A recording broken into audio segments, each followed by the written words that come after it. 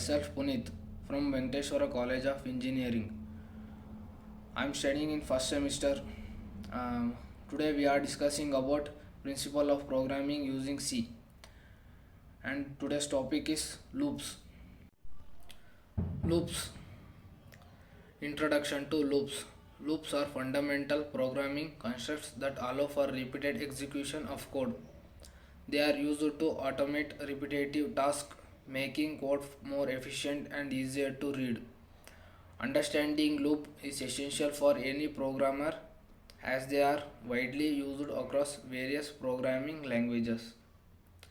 Types of loops. There are several types of loops including for loops, while loops and do while loops.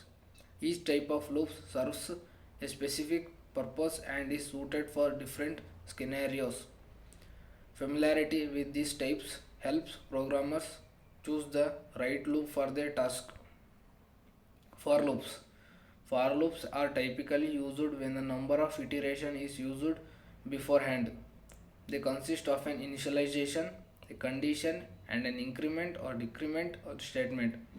For loops are widely used for iterating over arrays or collection in programming. While loops. While loops continue to execute a block of code as long as specified condition remains true. They are useful when the number of iteration is not known in advance.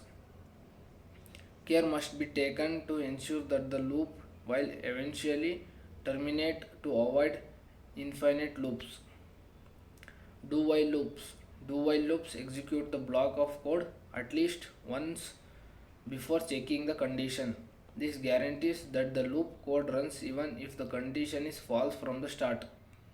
They are beneficially when the initially execution is necessary regardless of the condition. Nested loops. Nested loops refer to loops within the loops, allowing more complex iteration patterns. They can be useful for multi-dimensional data structures like matrices.